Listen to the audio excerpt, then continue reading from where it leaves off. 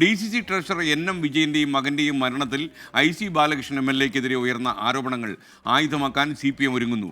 IC Balakrishnan MLA സ്ഥാനം രാജിവെക്കണമെന്ന് ആവശ്യപ്പെട്ട നാളെ MLA-യുടെ ഓഫീസിലേക്ക് CPM-ന്റെ മാർച്ചുണ്ട്.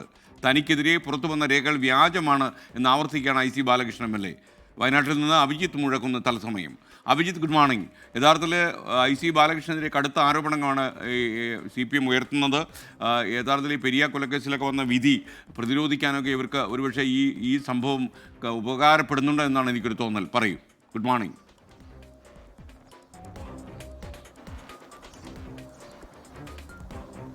SKN, good morning. NM വിജയൻ്റെയും മകൻ്റെയും മരണത്തിന് പിന്നാലെ വലിയ രാഷ്ട്രീയ വിവാദങ്ങളാണ് ഉടലെടുക്കുന്നത്. ഇതിൽ ആദ്യം ആരോപണവുമായി രംഗത്തെത്തിയത് CPM ആണ്. CPM ഉന്നയിക്കുന്ന പ്രധാനപ്പെട്ട ആരോപണം ഇങ്ങനെയാണ്: ഈ സുൽത്താൻ ബത്തേരി അർബൻ ബാങ്കുമായി ബന്ധപ്പെട്ട് ചില നിയമന തട്ടിപ്പുകൾ നടന്നിട്ടുണ്ട്. ഈ നിയമന തട്ടിപ്പുകളുടെ ഭാഗമായി വലിയ രീതിയിലുള്ള സാമ്പത്തിക പ്രതിസന്ധി NM വിജയൻ ഉണ്ടായിരുന്നു. ഇതിന് പിന്നാലെ ചില കത്തുകളും ചില ഉടമ്പടി രേഖകളും പുറത്തു വന്നു.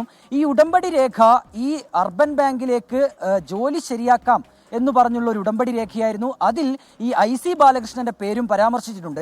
പക്ഷേ ഈ ഉടമ്പടി രേഖ പ്രകാരം അർബൻ ബാങ്കിൽ ജോലി ശരിയാകാത്തതിനെ തുടർന്ന് ഒരു കത്ത് അന്നത്തെ ട്രഷററായിരുന്ന NM വിജയൻ KPCC നേതൃത്വത്തിന് അയക്കുന്നു. ആ കത്തും കഴിഞ്ഞ ദിവസം പുറത്തു വരുന്നു. അതിലും ഉണ്ടായിരുന്നത് IC ബാലകൃഷ്ണന്റെ പേരാണ്. IC ബാലകൃഷ്ണന് ഈ നിയമനവുമായി ബന്ധപ്പെട്ട് 10 ലക്ഷം രൂപ നൽകി എന്നുള്ളതായിരുന്നു ഈ പരാതിയിൽ ഉണ്ടായിരുന്നത്.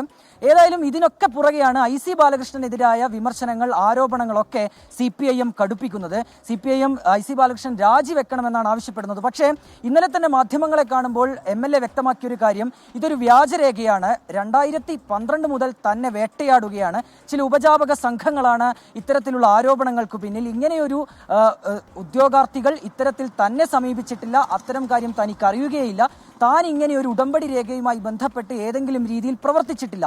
ഇതാണ് തന്നെ പ്രതിരോധിക്കാനായി ഈ IC ബാലകൃഷ്ണൻ MLA പറയുന്നത്. പക്ഷേ CPM നിലവിൽ ഇതുമായി ബന്ധപ്പെട്ട് പ്രതിഷേധങ്ങൾക്കൊരുങ്ങുകയാണ്. നാളെയാണ് IC ബാലകൃഷ്ണൻ MLA-യുടെ ഓഫീസിലേക്ക് CPM മാർച്ച് നടത്തുന്നത്. MLA രാജിവെക്കണമെന്നാണ് ആവശ്യം. ഈ കാര്യങ്ങളിലൊക്കെ പ്രതിരോധം തീർത്തുകൊണ്ട് SP-ക്ക് ഒരു പരാതി നൽകാൻ ഒരുങ്ങുകയാണ് IC ബാലകൃഷ്ണൻ MLA. അതും നാളെ നൽകുമെന്നാണ് നമ്മൾ മനസ്സിലാക്കുന്നത്. ഏതായാലും വലിയ രീതിയിലുള്ള ഒരു ആരോപണ പ്രത്യാരോപണങ്ങളിലേക്ക് NM വിജയന്റെ മരണവുമായി ബന്ധപ്പെട്ട തുടർ ചലനങ്ങൾ ഉണ്ടാക്കുന്നു. അതിൽ തന്നെ ചില ഇദ്ദേഹത്തിന്റെ മരണവുമായി ബന്ധപ്പെട്ട ഒരു ആത്മഹത്യാ കുറിപ്പുണ്ട്.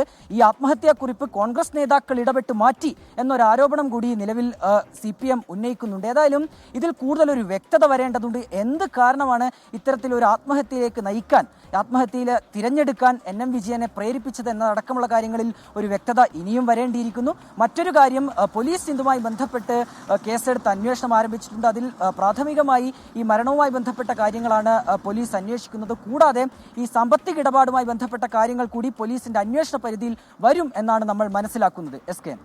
Okay, thank you. നമുക്കൊപ്പം ചേർന്നത് അഭിജിത്ത് മുഴക്കുന്നാണ്.